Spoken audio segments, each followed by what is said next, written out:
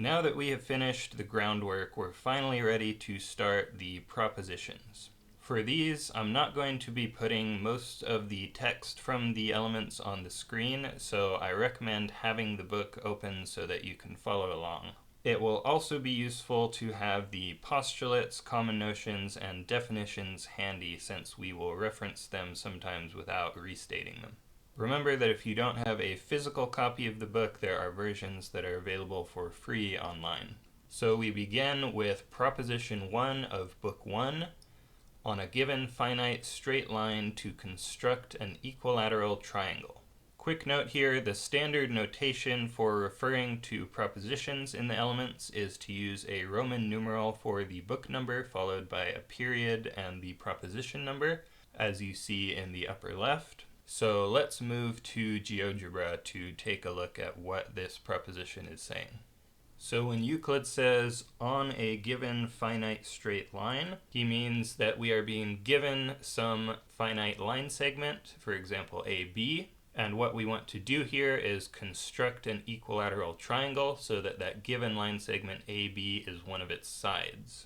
Note that there is some generality here. He doesn't say for a specific finite straight line, he says for any finite straight line. Now, something important to note here is that we are already being given two of the vertices of our final triangle, which are the points A and B. So really what we are being asked to do is to construct the third vertex of the triangle, and once we have that, we can connect it to the other two vertices to form our equilateral triangle. Now, Euclid presents his constructions and proofs without adding any kind of motivation, and because of this, we don't really get an idea as to how the constructions and proofs were discovered in the first place. To help us see how they might have done this, we will look at a method that was used by the ancient Greeks for solving problems, a process they called analysis and synthesis. To perform analysis, we assume that the thing we are trying to prove is true, and we work backwards until we reach something that we know is true. Then we perform synthesis by following the same steps in reverse. We have to be careful during synthesis because not everything works in reverse, but luckily in geometry most of the theorems happen to work in both directions. In order to perform analysis for proposition 1, we need to assume that we already have an equilateral triangle, so I'm going to go ahead and use the regular polygon tool. Note that a polygon is what Euclid refers to as a rectilineal figure, meaning a figure enclosed by straight line segments. A regular polygon is a polygon whose sides are all the same length and whose internal angles are all equal. It turns out that an equilateral triangle automatically has its internal angles equal to one another, but we will not prove this until later. So for now, we will only assume that the sides of the triangle are equal to one another. So let's construct our equilateral triangle. We'll enter 3 for the number of vertices. So we're starting out in this problem with a lot of lines, but we don't see any circles anywhere. So let's try adding some circles. So we can use the circle with center through point tool, which corresponds to the use of the compass. And if we draw a circle with its center at one of these 3 points, and its length equal to the side length of one of the triangles, we see that that circle passes through not only one of the other vertices, but both of the other vertices. This is, of course, precisely because the triangle is equilateral. All of the sides are the same length, and the points on this circle are precisely the set of points that are the same length from the point A. Now, because of the symmetry of the equilateral triangle, the same thing works no matter which vertex we choose for the center of our circle. So we can do the same thing with all 3 of the vertices. And what we can see here is that this actually gives us a method of constructing one of these points if we only know the other 2 points. So to show what I mean there, let's hide one of those circles. So these 2 circles that are currently drawn can be drawn only with knowledge of the points A and B.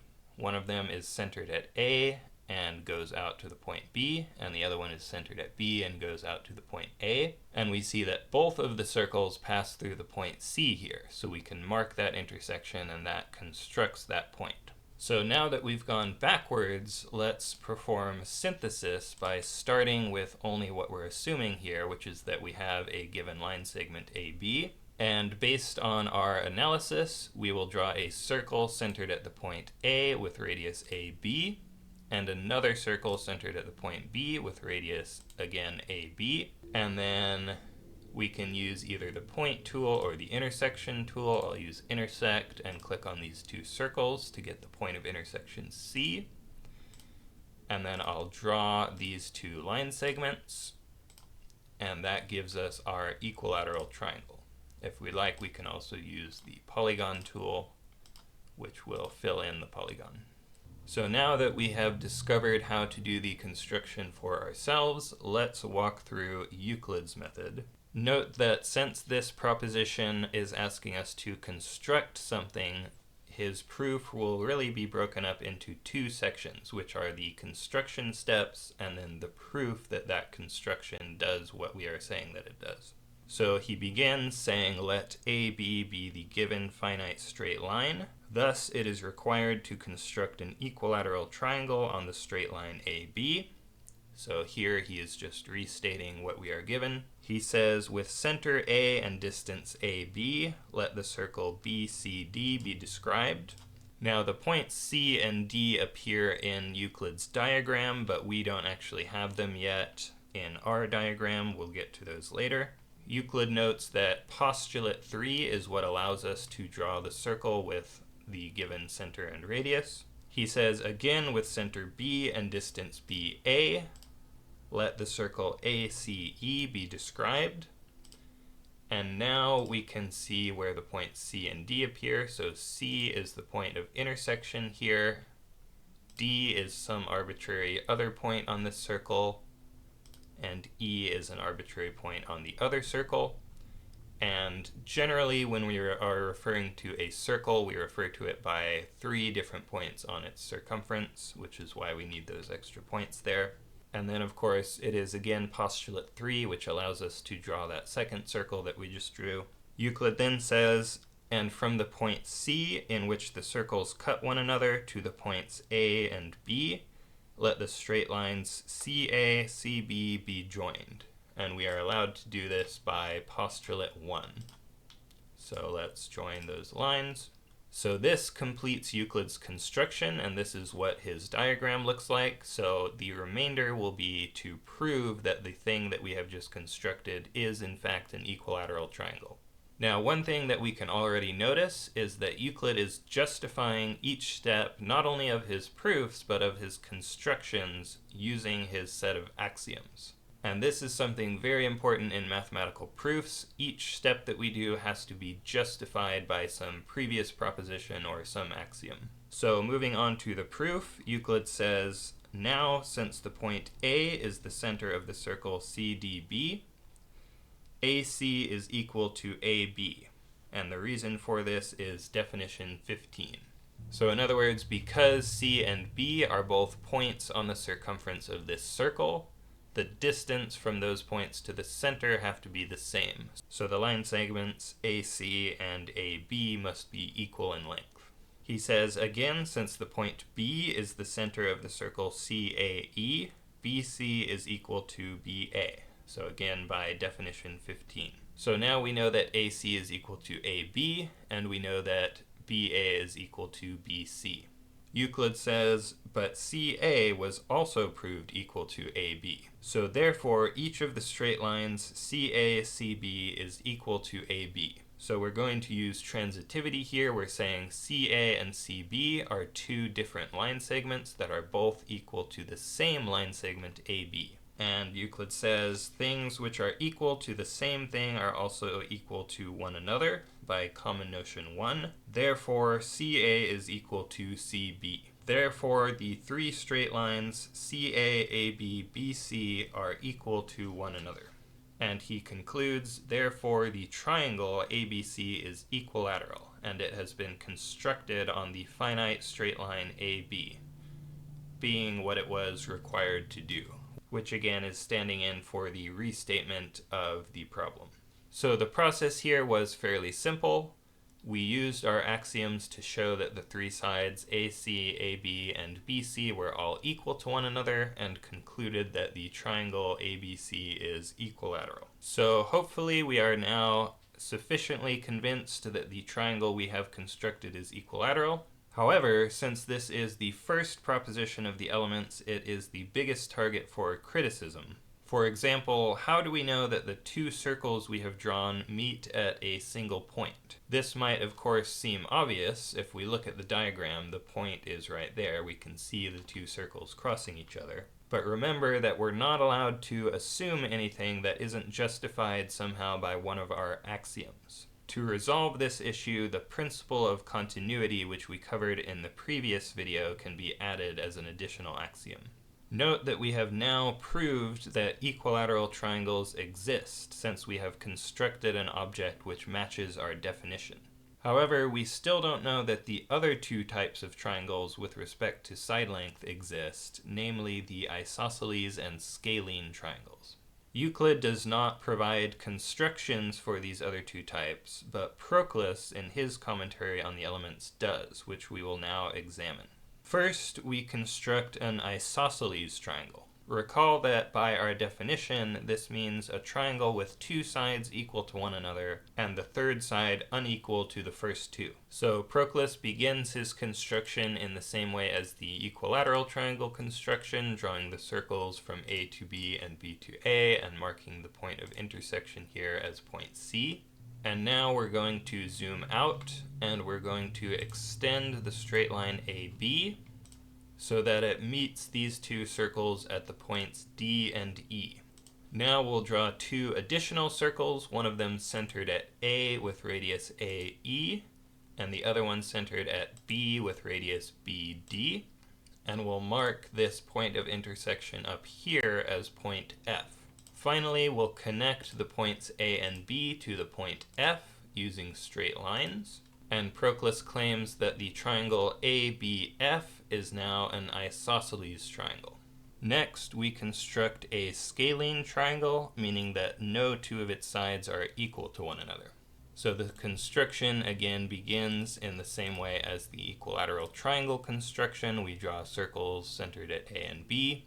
Next, we are going to pick a point C on the circumference of the circle centered at A, and this point is arbitrary, meaning we can choose it to be wherever we want. The only restriction here is that we want to choose it somewhere outside of the circle centered at B, so we don't want point C to be in here, for example. Next, we will connect points A and C with a straight line segment, making a radius of this circle.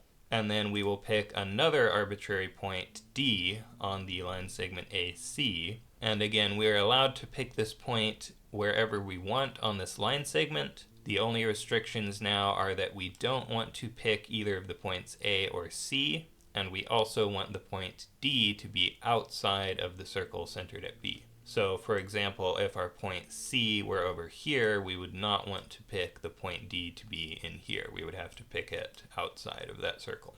Finally, we connect points D and B with a straight line segment.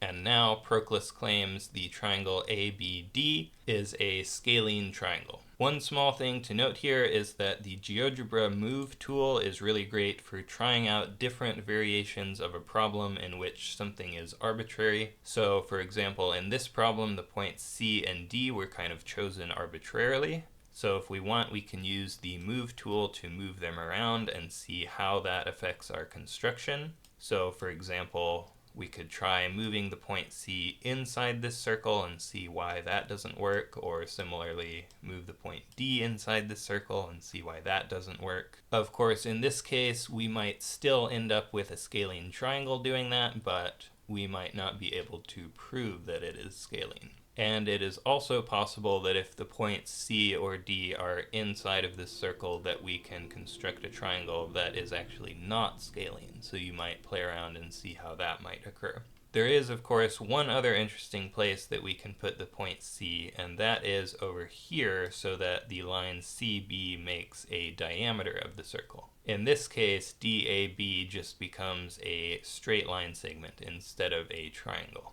However, you should be able to see that any other points C and D satisfying our conditions should give you a triangle that you can prove is scalene.